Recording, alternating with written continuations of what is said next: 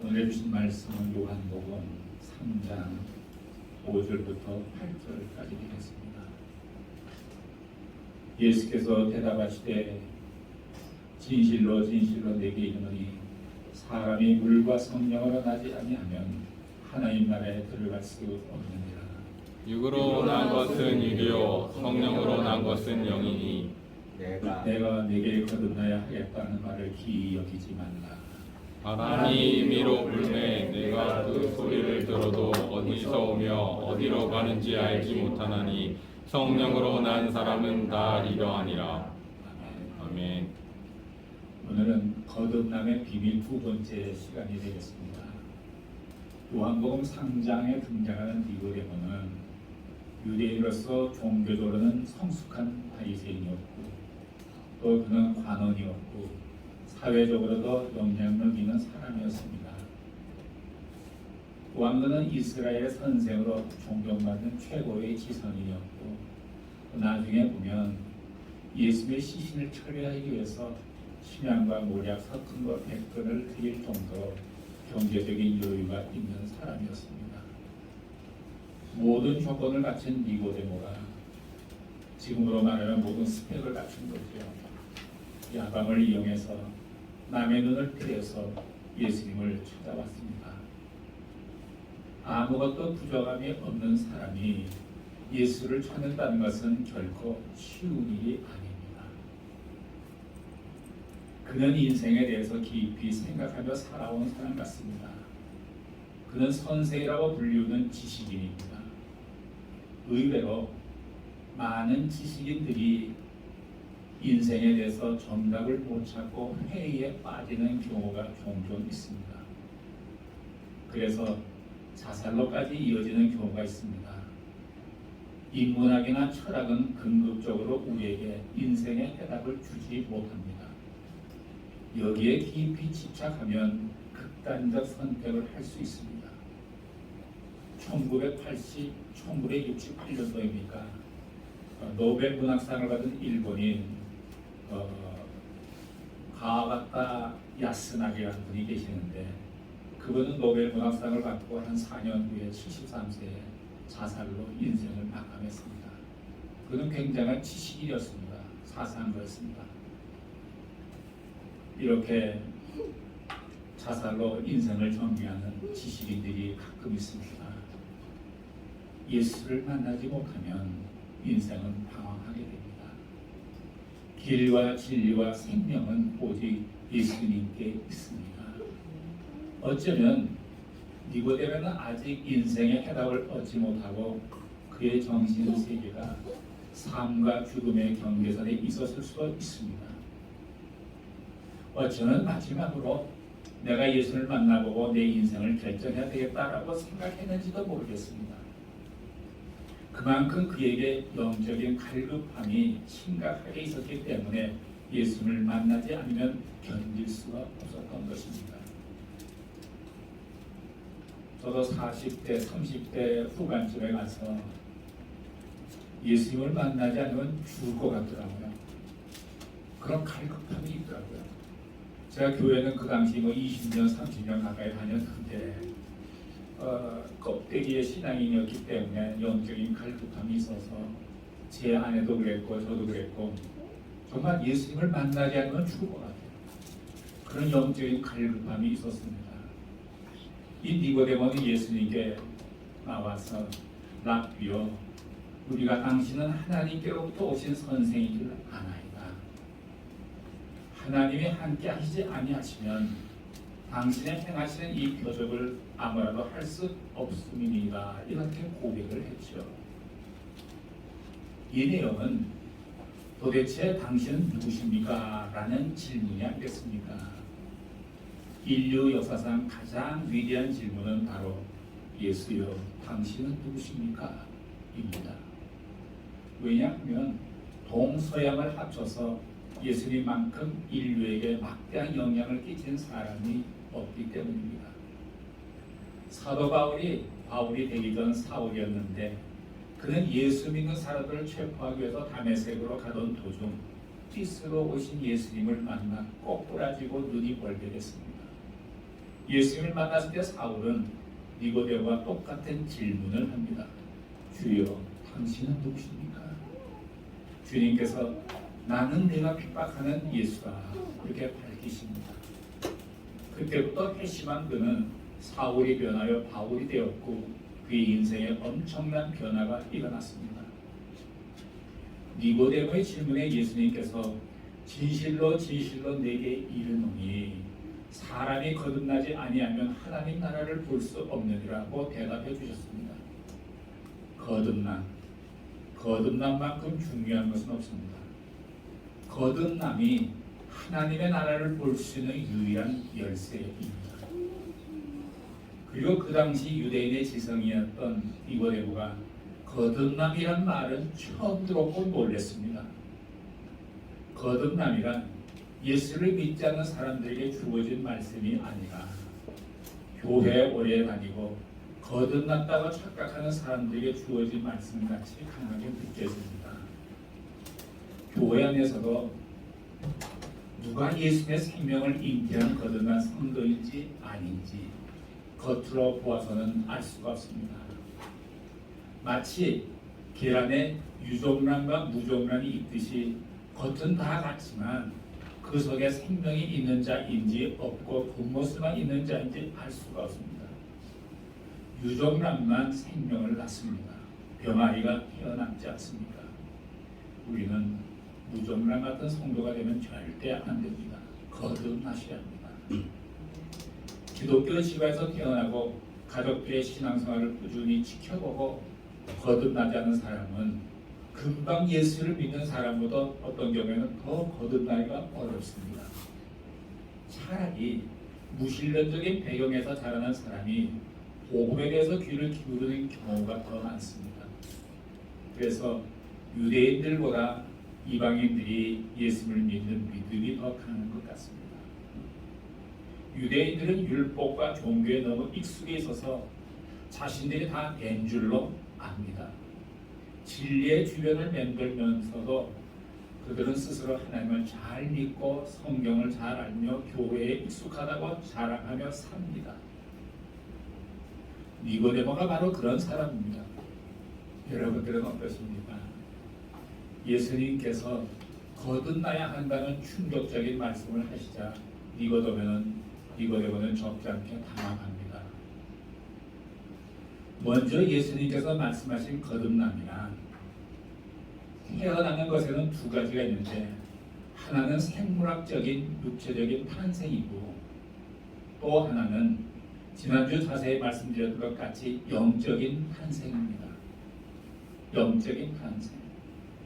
니고데모는 또 그리고 우리 모두는 육체적인 탄생에 익숙합니다. 사람들은 부모로부터 유전인자를 갖고 태어납니다. 그리고 남자와 여자라는 육체적 조건을 갖고 살아갑니다.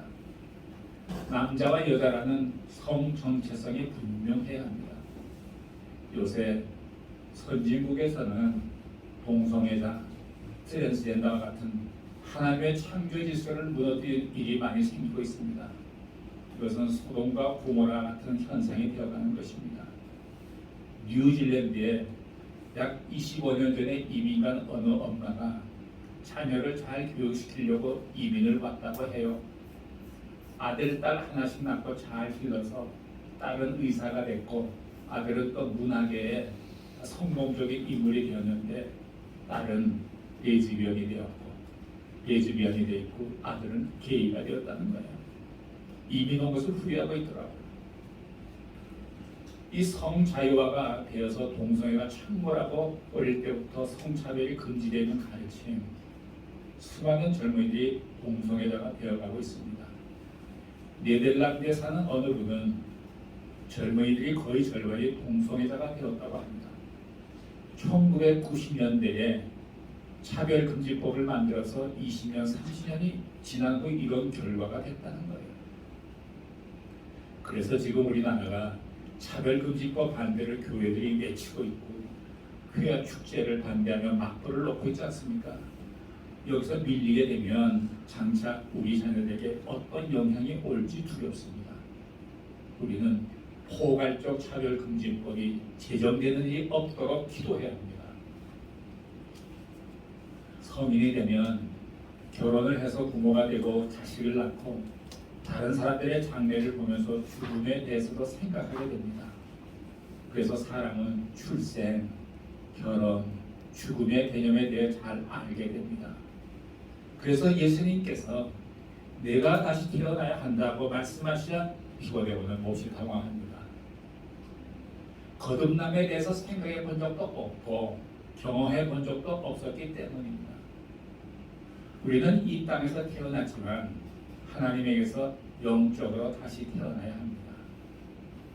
우리가 보통 이 땅의 것은 잘 이해하지만 하늘의 것은 잘 이해하지 못합니다.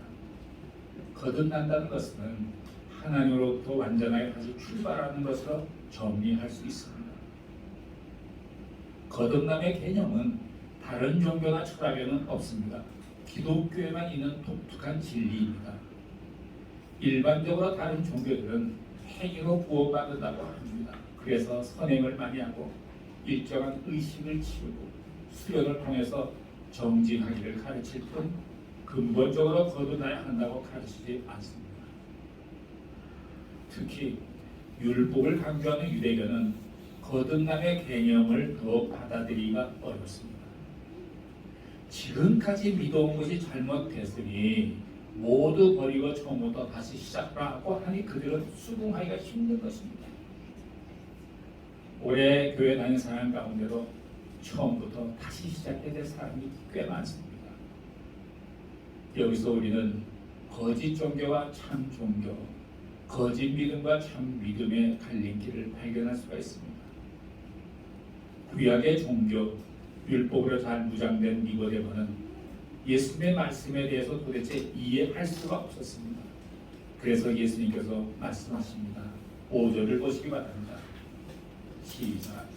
예수께서 대답하시되 진실로 진실로 내게 이르노니 사람이 물과 성령으로 나지 아니하면 하나님 나라에 들어갈 수 없느니라.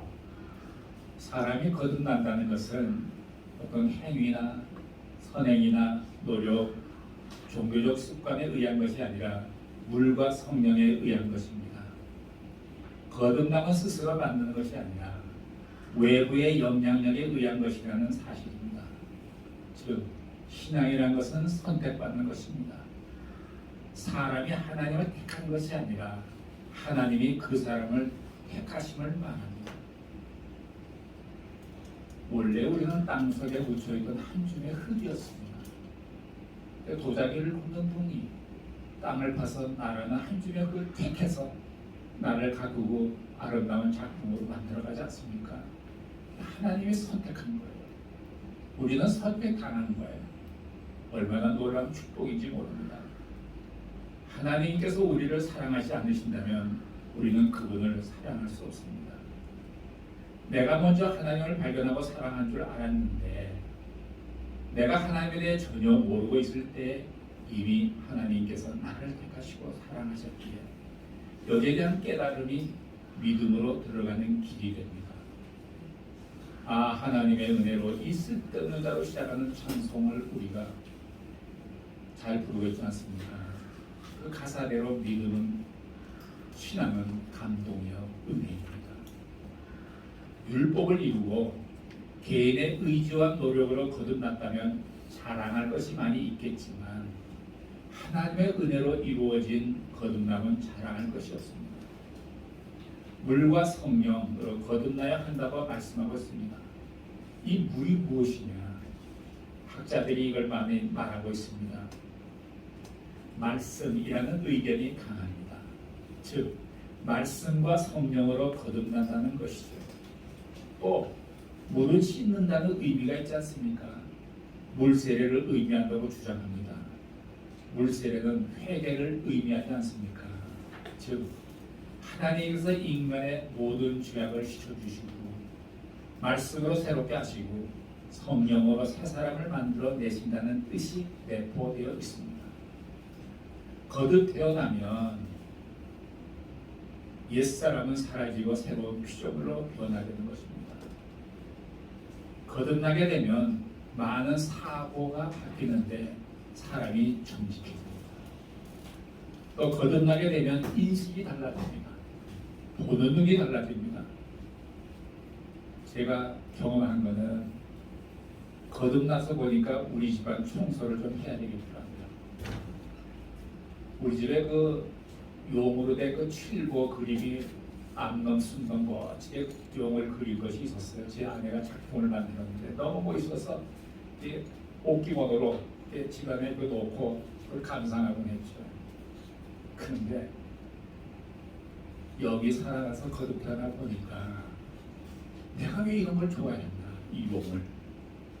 그래서 그 귀한 거 작품인데 그걸 다 깨버렸습니다. 그럴 때 벽을 보니까 그림이 하나 걸려 있는데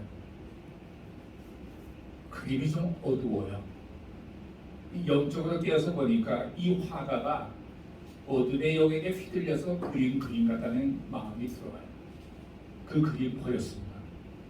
그다가 50만 원 주고 산 그림인지 모르겠어요. 제가 일본에 출장 오면은 여기 일본 거래소 사장이 저를 데리고 이제 같이 관광을 하면서 뭐 신사, 뭐 절 이런 데 다니지 않습니까? 그럼 거기가 꼭 오망월이라 그러니까 부적을 팔잖아요. 아, 그럼 이 사장이 부적을 열심히 나 사주는 거예요. 칼 같은 것도 있고 뭐 있고 말이죠. 굉장히 거북하더라고요. 근데 거기서 버릴 수 없고 집에 오자마자 그냥 쓰레기통에 버려버렸습니다. 그러니까 이 거듭 태어나면 영적으로 뭔가 보는 게 달라져요. 그러니까 저는 미술관이라든가 어디 가서 이렇게 그림을 보면 과연 이 화가가 어떤 영의 지배를 받고 그렸는가가 굉장히 궁금하면서 봐요. 그래서 거듭난 다음에 집안 대청소를 했어요. 버릴 게 참 많더라고요. 영적으로 깨어지면 보입니다. 얼마 전에는 우리 LA에 동창들이 많이 사는데 동창 중 어느 동창의 큰 집에 생일 잔치로 많이 모였더라고요. 그 응급실에 모여서 사진을 찍어서 나한테 보내왔어요. 카톡으로. 보니까 큰 거실의 그 구석에 불이 잘 비치는데 거기 큰 자개로 만든 도자기가 큰 게 아주 하나 딱 갖다 놨어요. 장식품으로. 근데 그 자개를 보니까 이게 용이에요, 용. 그래서 그 친구도 신앙생활한 지 50년, 60년 이상 됐는데 아직까지 용을 좋아하나 이런 생각에서 영이 깨어나지 못한 것은 아닌가 이런 생각을 해봤어요. 우리가 거듭 태어나면 보는 눈이 달라집니다. 보는 눈이 달라져요. 어떨 때 제가 이제 전철을 타는데 전철을 타면서 제 입술이 말을 하더라고요. 무의식적으로. 나는 뭐 몰랐어요. 뭐라고 말하냐면 야, 이 안에 귀신 많구나. 이러면서 제가 타더라고요. 순간적으로 영적으로 본 것 같아요. 나는 못 느끼는데 그런 말이 툭툭 튀어나와서 나도 웃었어요. 아, 그만큼 이 세상에는 악한 영이 많은가 보다 이렇게 추측을 해봤습니다. 거듭나게 되면 하나님의 말씀이 잘 깨달아집니다. 제가 거듭나기 전에는 십자가라는 얘기는 했지만 예수님의 보혈은 잘 얘기를 안 했었는데 거듭난 후부터는 예수님의 보혈이 나의 가장 귀한 보물이 됐습니다. 거듭나면 율법과 복음의 차이가 얼마나 큰지도 깨닫게 됩니다. 거듭남이야말로 나의 인생의 큰 분기점이 되었습니다. 사람은 거듭 태어났을 때부터 자신의 힘으로 살아가는 것이 아닙니다. 말씀의 능력, 성령의 능력이 들어와서 그 힘으로 살아가는 것입니다. 이때는 말로 표현할 수 없는 기쁨과 평안과 환희가 있습니다. 가난하고 병든 것이 문제가 되지 않을 정도로 삶의 의욕이 넘치고 꿈이 생겨납니다. 하나님의 성령으로 새로 거듭나 새 생명을 소유했기 때문입니다. 예전에 없던 내면의 기쁨이 샘솟듯 용솟습니다. 이것이 영적인 기적이요 거듭납니다. 니고데모는 예수의 말씀을 알아듣지를 못합니다. 니고데모가 의아해하는 표정을 짓자 예수님께서 한 말씀을 더 하십니다. 6절과 7절을 보시겠습니다. 6절, 7절 시작. 육으로 난 것은 육이요 성령으로 난 것은 영이니 내가 내게 거듭나야 하겠다 하는 말을 기이히 여기지 말라. 육은 영과 교제할 수가 없습니다. 육은 육으로만 부자고 영은 영으로 부자는 것입니다. 아무리 육을 훈련시켜도 영이 되지 않습니다. 인간은 인간이고 하나님은 하나님이십니다. 육은 육이고 영은 영입니다. 그 사람들은 산에 가서 매일 기도를 드린다, 또는 작정하고 금식 기도를 드린다, 이런 인간적인 열심을 얘기하지만 오히려 예수님은 종교적인 노력으로는 거듭남의 진리를 깨달을 수 없다고 말씀하십니다. 종교적인 훈련, 노력, 열심 등으로 믿음을 착각한다면 결국 허무하고 공허해질 뿐입니다. 자꾸 옛날로 돌아갑니다. 이렇게 얘기하는데 니고데가 계속 이해를 하지 못하자 예수님께서 또 설명해 주십니다. 8절을 보시겠습니다. 8절 시작. 바람이 위로 불매 내가 그 소리를 들어도 어디서 오며 어디로 가는지 알지 못하나니 성령으로 난 사람은 다 이러하니라. 성령의 역사를 바람에 비유해서 설명하십니다. 아마 추측건데 예수님과 니고데모가 대화하는 그 현장에 살짝 미풍이 바람이 불어왔는지 모르겠어요. 바람과 성령의 같은 점은 어디서 와서 어디로 가는지 모른다는 것, 즉 성령의 인도하심으로 움직인다는 것이죠. 그리고 그 자체는 보이지 않지만 그 역사의 표적은 보인다는 것입니다. 또 인간의 의지로서도 좌우할 수 없는 것입니다. 성령은 바람과 같다는 것이죠. 10년 전에 2012년 11월이었는데 카고시마의 러브 소나타가 있었습니다. 카고시마 러브 소나타 때였습니다. 그 러브 소나타 집회 행사 전에 한일 간에 한 200여 명의 인사들이 모여서 리더십 포럼을 한 2-3시간 식사하면서 가졌습니다. 그때 이제 제가 사회를 보게 되었는데, 사회를 보려고 이렇게 단상에 올라가서 여러분들을 보니까 서로 말도 잘 안 통하죠. 서로 알지도 못한 사람들이죠. 한국 사람, 일본 사람이 섞여서 한 10명이 앉는 둥근 테이블에 마주보고 앉았는데 얼마나 어색하겠어요. 굉장히 긴장된 분위기였어요. 그래서 제가 그랬어요. 여러분들 몹시 긴장하고 계시네요 라고 말씀드리는 순간 성령의 바람이 불어왔어요. 그 제가 조금 후에 알았어요. 성령님께서 내가 알고 있는 한 일화를 말하게 했어요. 이런 이야기였습니다. 한 소학교에 선생님이 어린아이들에게 질문을 했어요. 여러분, 얼음이 녹으면 어떻게 되죠? 아이들이 물이요, 물하고 대답을 합니다. 어떤 학생이 액체가 됩니다 라고 대답을 합니다. 또 다른 학생이 말했어요. 선생님, 얼음이 녹으면 봄이 와요. 이 순간 모두가 감탄하면서 얼음 같은 분위기가 녹아서 봄날같이 따스한 분위기가 됐어요. 모든 분들의 긴장이 다 녹아지고 바람같이 스치고 지나가는 성령의 개입 사건을 제가 경험했습니다. 이런 일들이 가끔 있었어요. 바람이 부는데 어디서부터 어디로 불고 가는지 알지 못하지만 그 흔적은 나가요. 성령의 역사가 그렇습니다. 어떤 때는 아까까지도 마음이 불안했는데 갑자기 시편 23편의 말씀이 생각나서 천천히 암송을 했더니 바람이 불안을 쫓아 내게 평안을 실어왔어요. 성령님이 이와 같이 일하세요.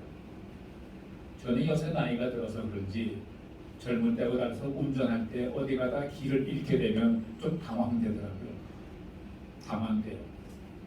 그래서 막 초조하고 당황되고 운전 좀 이상하게 하게 되는데 그때는 즉시 찬양하기 시작합니다. 내 영혼아 찬양하라, 내 영혼아 찬양하라. 찬양하면 다시 마음이 평안해지고 안정이 돼요. 그러면 또 제대로 잘 찾아져요. 그리고 가보네요. 이게 다 성령의 바람같이 부는 역사입니다. 여러분들도 모르긴 하지만 그런 경험들이 있을 거예요. 그래요. 예수님이 하신 말씀을 이해할 수 있게 됐어요. 이제 말씀과 성령님이 함께 하셔서 역사해 주시죠. 나를 변화시킬 때도 성령님이 바람같이 역사하시는데 내 안에는 예수님의 생명을 갈망할 수 있도록 해주시는 분이 성령입니다. 바람같이 역사해요. 내 안에 말씀이 이렇게 들어와 있으면 그 말씀대로 되게끔 나를 변화시키는 분이 성령입니다. 바람같이 역사해서. 그래서 여기 본문에 그 말씀을 의미하는 물과 성령으로 거듭 태어난다고 예수님께서 말씀하셨습니다. 우리 모두 말씀과 함께 성령과 함께 하는 삶을 사시기를 예수님의 이름으로 축복합니다. 아멘. 기도하시겠습니다. 사랑하시는 하나님 아버지, 우리 모두 물과 성령으로 거듭 태어나는 자들이 되게 하여 주시옵소서. 예수님의 이름으로 기도를 드렸습니다. 아멘. 今日日本語のメッセージは新しく生まれることでございます。イエス様は夜訪れてきたニコデモというユダヤ人にこう言いました。誠に誠にあなたに告げます。人は新しく生まれなければ神の国を見ることができません。ニコデモは新しく生まれることは何だろう理解することができなかったです。人は誰でも自分の親によって生物的に生まれます。これは目に見える体の生まれです。そうであるのに新しく生まれることは何だろうと私たちは疑います。第一テサロニカ5章23節を見ると人間は3つでできていると説明しています。それは霊と魂と体でございます。霊は私たちは感じていないですけど、それは神とのつながれており、神は霊ですから私の霊は神と交わるところが私の霊でございます。魂は私たちの精神、心、人格ということができます。体は私の目に見える肉です。肉は霊と交わりができません。肉は肉と、霊は霊と交わりができるのです。この3つの順序を見ると、霊が魂を治め、魂は体を治めるのが正常的な流れです。ですが、最初アダムとエヴァが罪を犯して、神と共に交わることができなくなりました。これは私の霊が罪によってなくなって全然無感覚になりました。したがって魂が自分のまま勝手に体を治め支配するようになりました。ですからこの世界にはあらゆる悪い技が行われています。霊が生きているとその霊が神との交わりを通していい影響力を受けて魂を正しく治めることができます。その霊から支配された魂はまた体を正しく治めるようになります。これは正常的な流れです。こうなると素晴らしい人生になります。亡くなった霊がよみがえること、新しく生まれること、これは親から生物的誕生ではなく神から新しく生まれることになります。私たちみんながイエス様に出会って新しく生まれましょうという意味でニコデモ宣教会と名前を付けました。私たちはイエス様に出会うことを切に望んで祈り、そして上から聖霊の働きによって必ず新しく生まれなければなりません。そのものが神の国を見ることができるということです。皆さん、新しく生まれた方もいるかもしれません。ですが、私はまだだと思われている方は必死的に聖霊様の助けを求め、必ず新しく生まれる皆さんになりますように、イエス様の皆によって祝福します。祈ります。愛する天のお父様、私たちを憐れんでくださいまして、新しく生まれるように導いてください。感謝します。イエス様の皆によって祈ります。アーメン。